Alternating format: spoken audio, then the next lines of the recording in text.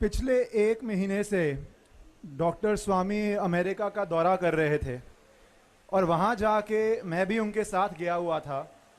वहाँ जाके हमें बहुत प्रसन्नता हुई कि बापू के भक्त सिर्फ यहाँ पे नहीं, वहाँ पे भी बापू के भक्तों की भीड़ देखने वाली थी। एक एक बच्चा वहाँ पे रह के आज भी बापू जी के दिखाए हुए मार्ग, संस्कृति, दिए हुए पाठ का पालन कर रहा है। विदेश में रह के भी बापू जी का इतना इतना असर देख के बहुत प्रसन्नता हुई थी। वहाँ पे आज डॉक्टर स्वामी को बहुत ही ज़रूरी कार्य था चेन्नई में, नहीं तो वो यहाँ पे ज़रूर आते। पर मैं आपको इस केस के बारे में कुछ बातें बताने आया हूँ, क्योंकि आसाराम बापू जी ने इंदौर में जब जोधपुर पुलिस अरेस्ट करने आई थी, उस समय मैं वहीं पे था। उनका डॉक्टर स्वामी के साथ संपर्क हुआ था और डॉक्टर स्वामी ने मुझे कहा था सब काम दाम छोड़ के पहले इंदौर जाओ और जो भी मदद हो सकती है वो पता करो, क्योंकि मैं वो मदद करना चाहता हूं। क्योंकि ये जो हमला है ये बापू पे नहीं है, ये साजिश है कि हिंदू धर्म पे हमला किया जाए। आप कोई भी और केस देख लीजिए, कोई भी और केस, हम तो रोज केस देखते हैं, इससे नकली केस मैंने अपने जिंदगी में आज तक नहीं देखा है।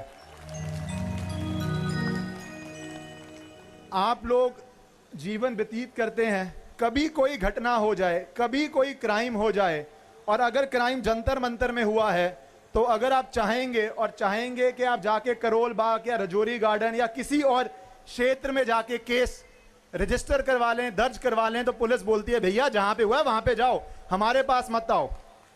इस केस में हादसा, जो भी हादसा बोलते हैं, वो जोधपुर में हुआ था और उसकी एफआईआर दर्ज करी गई दिल्ली में।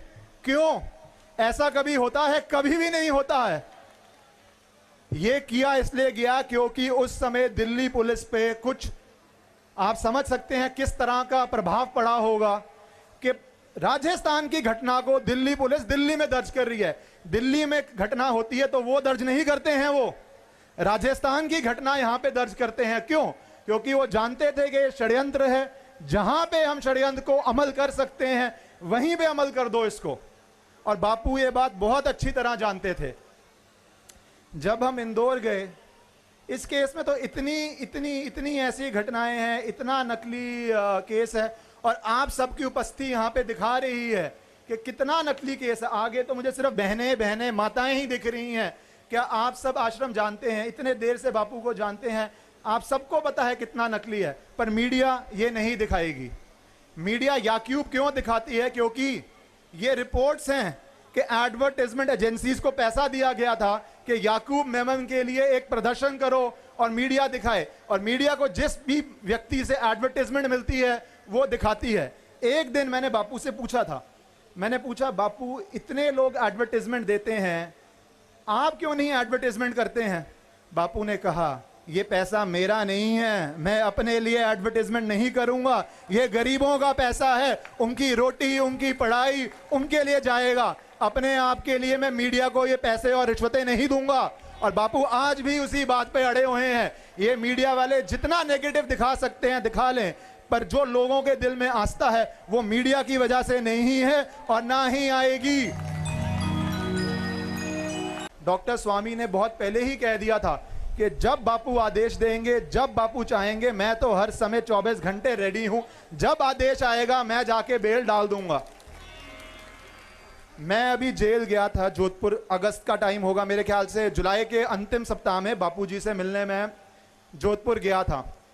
वहां पे इतनी भीड़ थी कि बापू के 2 मिनट के दर्शन के लिए, जब वो जेल से वैन में आते हैं, 2 मिनट के दर्शन के लिए भीड़ देख के वहां के पुलिस वालों भी मुझे क्या कहते हैं, बोलते हैं बड़े से बड़ा आदमी जाता है, 4 दिन बाद कोई देखने नहीं आता। 2 साल बाद आप देखिए कितनी भीड़ आई हुई है बापू के प्यार में। और धर्म गुरुओं पे तो प्रहार पहले भी हुआ है, उनको झेलना पड़ा है। समाज के लिए बापू भी दर्द ले रहे हैं। क्यों दर्द ले रहे हैं? क्योंकि जो बातें बापू सिखाते हैं वो षड्यंत्रकारी नहीं चाहते कि बापू सिखाएं, वो नहीं चाहते कि बापू हिंदुज्म की बात करें, वो नहीं चाहते कि ट्राइबल एरिया में बापू जाएं, वो नहीं चाहते कि बापू दिखाएं कि वैलेंटाइन ना मनाओ और मातृ पिता दिवस मनाओ, अपने मात पूत की पूजा, अपने माता जी की पिताजी की पूजा कर लो, बापू ये बोलते हैं। तो ये बातें इन लोगों से बर्दाश्त नहीं होती हैं और इन बातों को रोकने के लिए ही ये ऐसे हमले करते हैं, ऐसे नकली केस बनाते हैं।